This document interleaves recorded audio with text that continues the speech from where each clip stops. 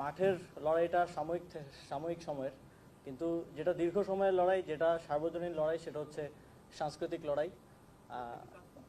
এই সাংস্কৃতিক লড়াইটা ফারুকী ভাইরা করে আসছিলেন এবং আমাদেরকে কিছুটা হলেও যতটা ওই সময়ে পারা যায় আমাদেরকে দেখানোর চেষ্টা করেছেন, বোঝানোর চেষ্টা করেছেন। থাকে না যে দেখানো একটা কিন্তু মেসেজ দেওয়া আরেকটা, এটা আমরা পেয়েছি। সাংবাদিক ইলিয়াস ভাই আর পিনাকি দাদা দুজনের জন্য আসলে একটা খারাপ সময় আসতে যাচ্ছে। আমরা আঞ্চলিক ভাষায় যদি বলি, খবরই আছে। বরাবরই ডক্টর আসিফ নজরুলকে দায়ী করা হতো যে উপদেষ্টা ফারুকীকে আপনার এই উপদেষ্টা মণ্ডলীতে নিয়োগের পিছনে তিনি ছিলেন মাস্টারমাইন্ড, এবং ভারতের প্রেসক্রিপশনে, প্রথম আলো, ডেইলি স্টারের সাজেশনে আমাদের আসিফ নজরুল তিনি ফারুকীকে এই দলে আসলে যুক্ত করেছেন। এরপরে এটা নিয়ে যখন প্রথম প্রতিবাদ শুরু হয় অনলাইন থেকে, তারপর এটা বিভিন্ন প্ল্যাটফর্মে যাওয়ার পরেও ফারুকী কিভাবে এখনও টিকে আছেন সেটা এখন স্পষ্ট হয়ে গেছে আজকে আমাদের সরকারের খুবই গুরুত্বপূর্ণ এবং কি প্রভাবশালী উপদেষ্টা আসিফের এক বক্তব্যে। আজকে সম্ভবত একটা প্রোগ্রামে তিনি গিয়েছিলেন, সাংস্কৃতিক কোনো একটা পরিমণ্ডলে। সেখানে গিয়া তিনি ফারুকী সম্পর্কে যে মন্তব্য দিয়েছেন, এই মন্তব্যের পরে সাংবাদিক ইলিয়াস বা পিনাকি দাদা যতই বুঝান, উপদেষ্টা ফারুকী তো দূরের কথা, এই টিম থেকে কাউকে তারা সরাতে পারবেন না। একটা মজার বিষয় হচ্ছে, হাসনাত সার্জিসরা অনলাইনে যে ভূমিকাটায় যাচ্ছে, উপদেষ্টাদের মধ্যে আসিফ এবং নাহিদের ভূমিকাটা টোটালি বিপরীত বা মাহফুজ সহ। দর্শক, ফারুকী আওয়ামী লীগকে সাপোর্ট করছে, ফারুকী ভারতের রয়ের এজেন্ট, ফারুকী এটা, ফারুকী সেটা, আমরা অনেক কিছু দেখেছি।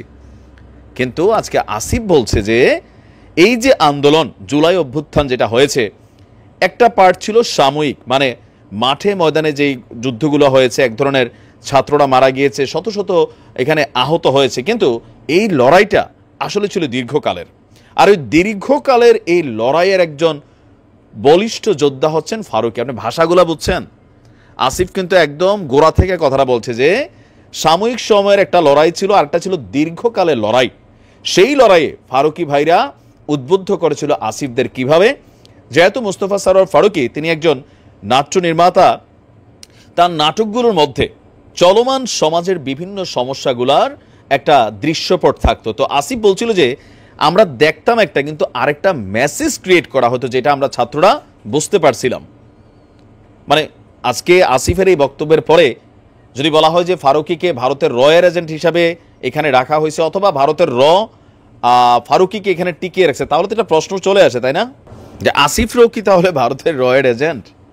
সারা বাংলাদেশ যখন কথা বলছে, অনলাইন যোদ্ধারা যখন তথ্য প্রমাণ সহ দেখাচ্ছে, তো এরপরেও কিভাবে ফারুকী টিকে ছিল এটা তো একদম স্পষ্ট যে আসিফ আজকে যে বক্তব্য দিয়েছে শতভাগ ফারুকীর পক্ষে গিয়েছে। ইভেন তিনি দীর্ঘদিন যাবৎ এই লড়াইয়ের একজন পার্টিসিপেটর অথবা প্রথম সারির যোদ্ধা হিসাবে সাংস্কৃতিক অঙ্গনে তিনি তার মেসেজ ক্রিয়েট করেছেন, প্লাস সাংস্কৃতিক যারা ব্যক্তিত্ব আছেন তাদের সম্পর্কেও এখানে অনেক ধরনের বক্তব্য আসিফ দিয়েছে।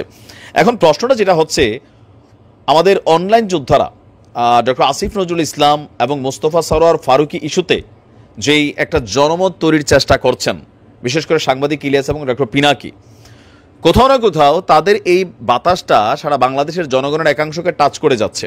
মানুষ রাজপথে নামছে, এটা নিয়ে তর্ক বিতর্ক হচ্ছে, নানান কথা বলছে, কিন্তু সরকারে যারা আছেন দায়িত্বশীল, ডক্টর ইউনূসের সরকারের তিন প্রধান প্রভাবশালী উপদেষ্টা মাহফুজ, আসিফ, নাহিদ, তারা কিন্তু বরাবরই ডিফারেন্ট একটা ভূমিকা নিচ্ছে, যেটা অনলাইন টিমের সাথে টোটালি সাংঘর্ষিক। যে তোমরা অনলাইনে বসে যা খুশি বলো, সিদ্ধান্ত কিন্তু তোমাদের কথায় সরকার নেবেন, এটা কিন্তু প্রমাণিত।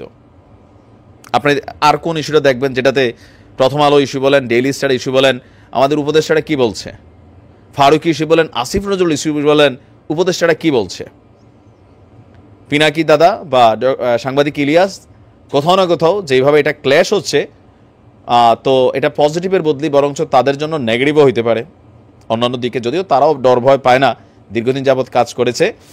তো দেখা যাক এটা নিয়ে আবার আমাদের অনলাইন থেকে কি বক্তব্য আসে, তাই না? ভালো থাকুন, আসসালামু আলাইকুম।